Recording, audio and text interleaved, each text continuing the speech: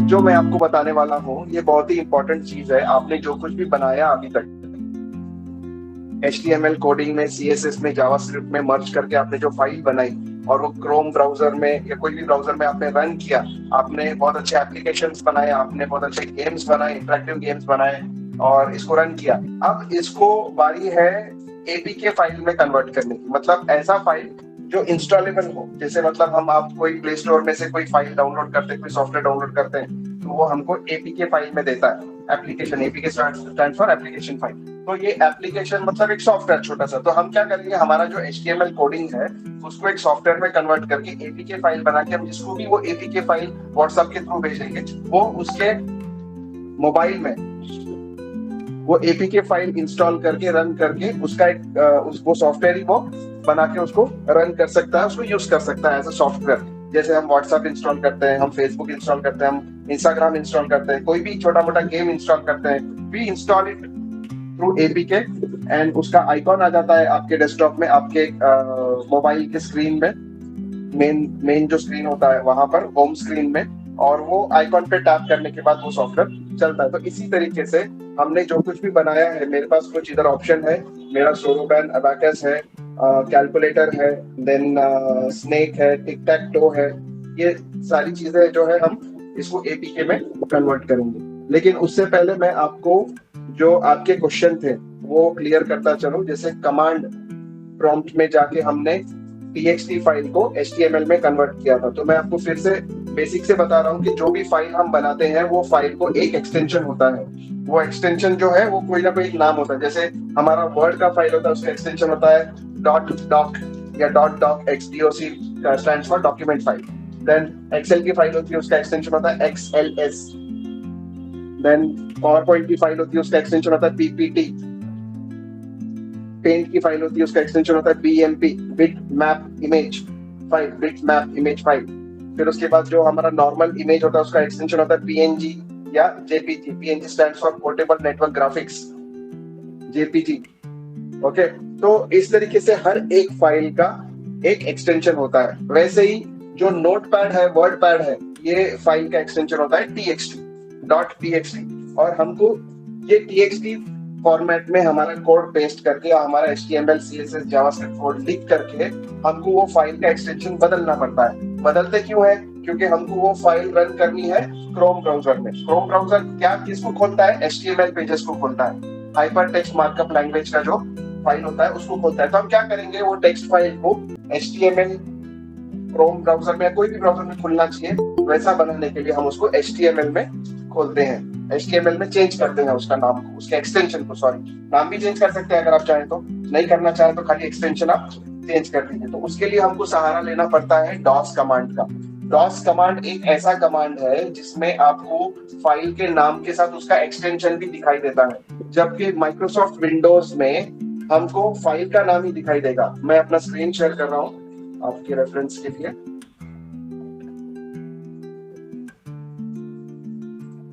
Is it visible? Okay, तो जैसे अभी ये कैलकुलेटर और HTML है, आप दिख रहा है यहाँ पर आपको, ये जो फाइल मैं मूव कर रहा हूँ, तो ये फाइल जो है कैलकुलेटर .html, इसका एक्सटेंशन मुझे यहाँ पर विजिबल नहीं हो रहा है, बराबर, but it has an extension of HTML। फिर उसके बाद ये वर्ड फाइल है TOUNIQ, ये फाइल है TOUNIQ, तो इसका भी मुझे एक्सटेंशन, मतलब कोई भी फाइल का मुझे एक्सटेंशन नहीं दिखाता है माइक्रोसॉफ्ट विंडोज में। क्यों नहीं दिखाता है? क्योंकि माइक्रोसॉफ्ट विंडोज में वो विजुअली ग्राफिक्स के तरीके से आपको दिखा देता है कि वो फाइल कौन सी, जबकि DOS ऑपरेटिंग सिस्टम में, DOS डिस्क ऑपरेटिंग सिस्टम में, जो एक अलग ऑपरेटिंग सिस्टम है, जो नॉन ग्राफिकल ऑपरेटिंग सिस्टम है। विंडोज जो है ये ग्राफिकल यूजर इंटरफेस है, GUI सिस्टम है, मतलब हमको कुछ स्क्रीन में दिखाई देता है और हम उसमें काम करते हैं। जबकि DOS जो है ये नॉन ग्राफिकल यूजर इंटरफेस है। आपको अगर कमांड मालूम है तो ही आप काम कर पाओगे।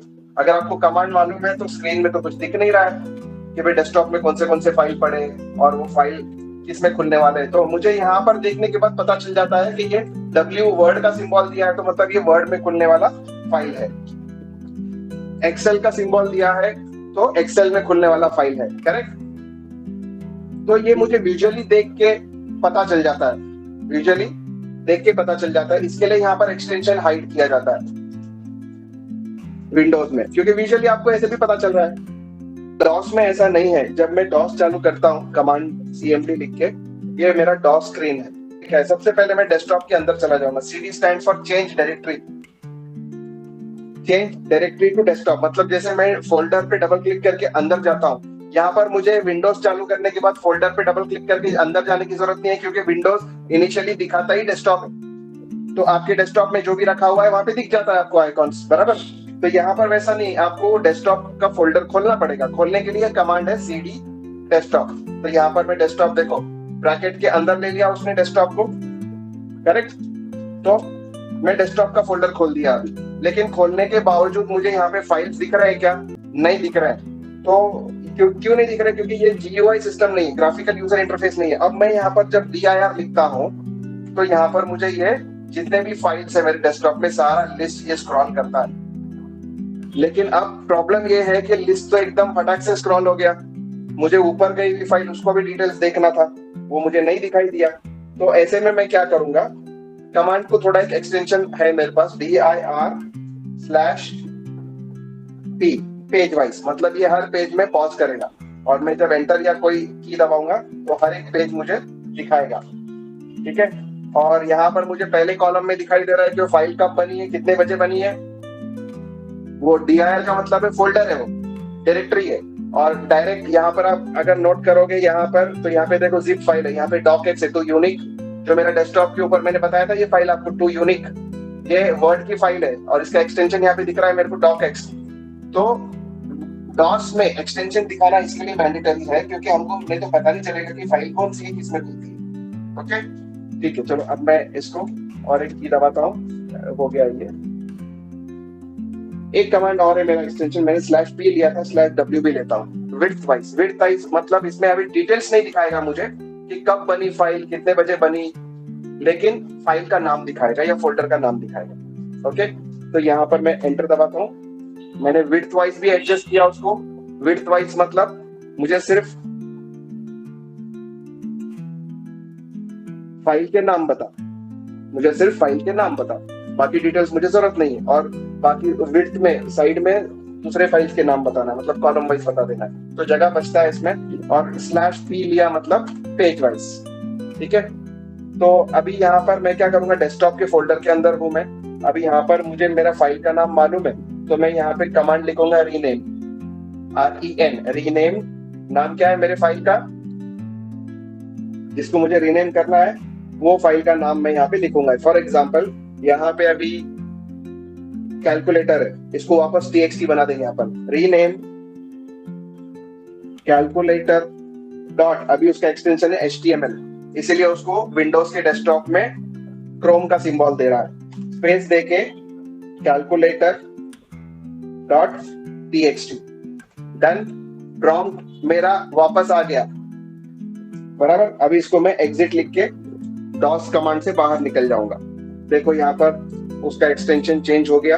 अगर आपको विजिबल है फाइल, तो वर्ड पैड, नोट पैड का उसका सिंबल आ गया है वहां पर। तो यहाँ पर जो कैलकुलेटर था, कैलकुलेटर का फाइल का देखो सिंबल और आइकॉन ही बदल गया। अभी मैं वापस cmd करके जाता हूँ कमांड, और यहाँ पर मैं वापस से cd desktop rename calculator dot, अभी txt है उसका, हम चेंज करेंगे उसको, नाम भी बदल देते हैं, Calc dot html। Okay, exit. तो यहाँ पर देखो वापस से फाइल वो कैल्क नाम से चेंज हो गई है।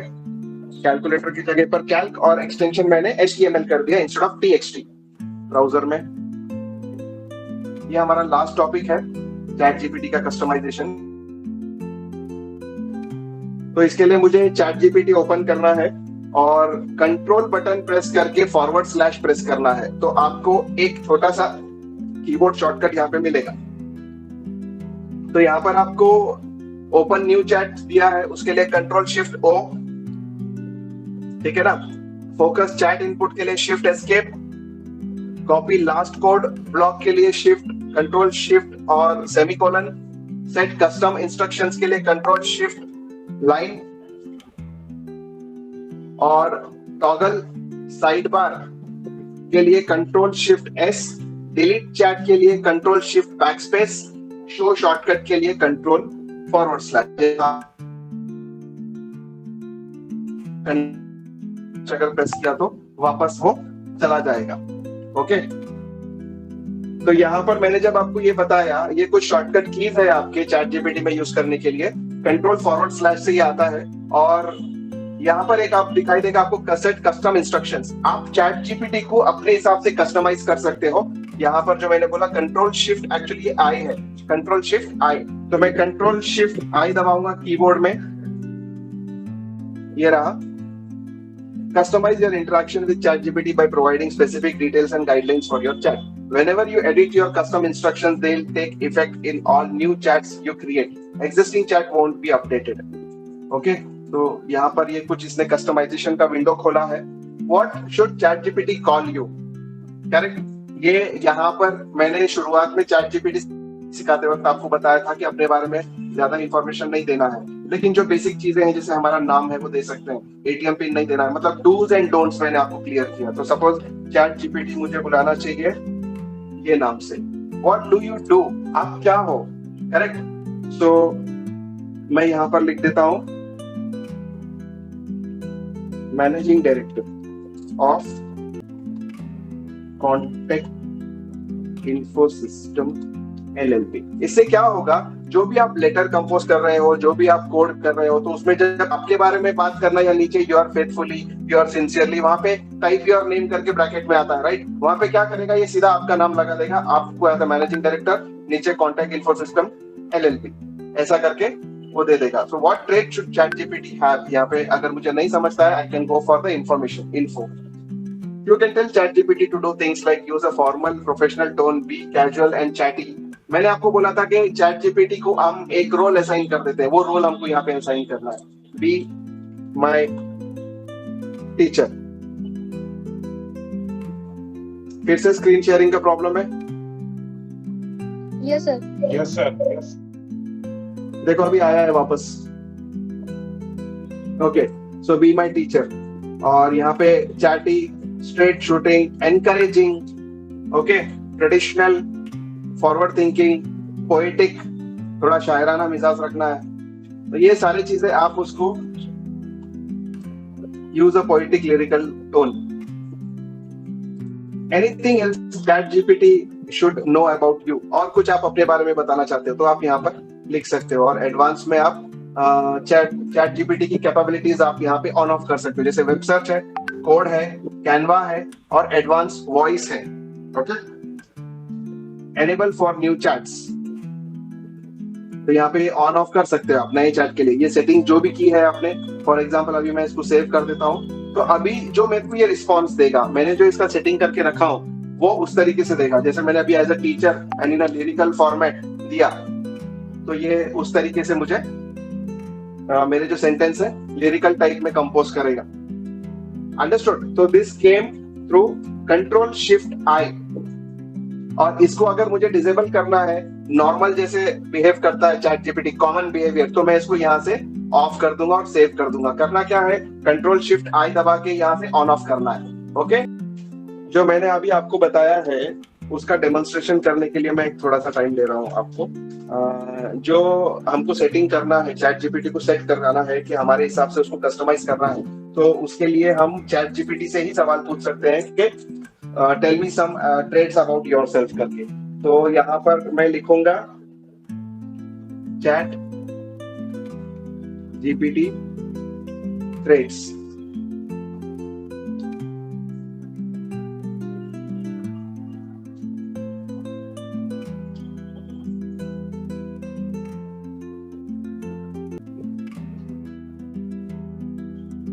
Advise me some chat GPT traits. I'm talking about traits. हमने वो स्पेलिंग गलत कर दिया था, traits कर दिया था। See, core traits of chat GPT: polished eloquence, like a bard who never tires. Chat GPT speaks in well-formed chords. It listens keen and answers clear. A voice both calm and near. Great for professional. A poetic tone. तो इसको हम ये दे सकते हैं, polished eloquence, boundless knowledge, from ancient scrolls to AI's rise, it's mind is deep. तो जिसको हमको हिस्टोरिकल चीजें मतलब नॉलेज भरपूर हमको लेना है तो हम उसको बाउंडलेस नॉलेज पे सेट कर सकते हैं। Contextual grace, it recalls your goals from past lines written. Contextual grace मतलब हमने जो कुछ भी अभी तक सर्च किया है चैट जीपीटी में, हमारा हिस्ट्री है, ये हमारे कंटेंट है, बराबर। तो इसको कंटेक्चुअल ग्रेस का मतलब है हमारे कंटेंट में से ये सीख कर हमको आगे के जवाब देना चाहिए, या कंटेक्स्ट में से सीख कर हमको उस हिसाब से ट्रीट करना चाहिए। Then creative speak, it craft story songs a startup pitch. मतलब जैसे अभी आपको कोई स्टोरी बनानी है, आपको सॉन्ग कंपोज करना है, तो उसको पहले ट्यून करो क्रिएटिव स्पार्क में। क्या करना है, बी ए क्रिएटिव स्पार्क करके यहाँ पे कंट्रोल सी कर दिया मैंने, तो आगे भी देख लेते हैं हम इसको। Vigilant, code companion, multilingual magic और इमोशनली ट्यून्ड, ये सारी चीजें आपने ट्राई करना चाहिए। कंट्रोल शिफ्ट आई दबा के जो यहाँ पे ट्रेड्स है मेरे, व्हाट ट्रेड्स, तो मैंने जैसे बी माई टीचर लिखा था, यहाँ पर मैं लिख देता हूँ creative spark, okay, then save. तो उस हिसाब से मेरे को creative spark, craft story songs और स्टार्टअप पिच, तो मुझे कुछ सॉन्ग्स लिखना है तो मैं क्रिएटिव स्पार्क यहाँ पर लिख के डाल दूंगा, तो मेरे को वो फील्ड में वो बहुत अच्छा कंपोजिशन देगा। इमोशनल ट्यून चाहिए मुझे, ओके, तो मैं emotionally tuned. Vigilance code, from HTML to Pythons fire, मतलब इसका मतलब है HTML, CSS, जावास्क्रिप्ट, पाइथॉन। अभी पाइथॉन क्या नया वर्ड आ गया, ये सब प्रोग्रामिंग लैंग्वेजेस है जो मैं आपको अभी ये छोटे सेशन में बता नहीं सकता हूँ। Magic,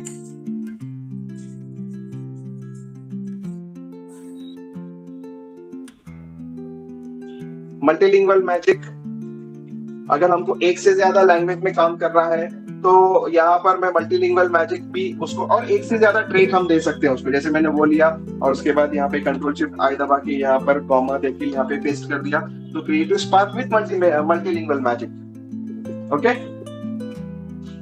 bonus traits, role play mode, make it your interview, enemy और friend. Tutor mode, teach you step by step in any subject. Analyst mode, break down documents, data और trends. Storyteller mode, build sagas from scratch, chapter by chapter.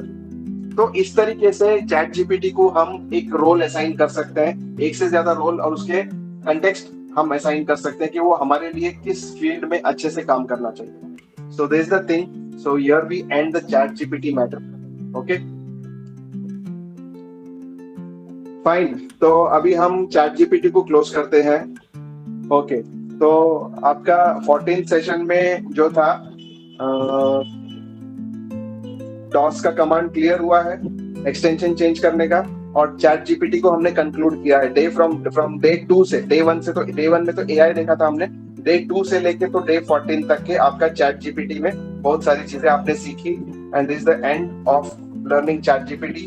अभी आपके ऊपर है, ये आप इसका इस्तेमाल करो, इसका प्रैक्टिस करो, ज्यादा से ज्यादा इसको यूज करो, okay. That's all for day 14, thank you.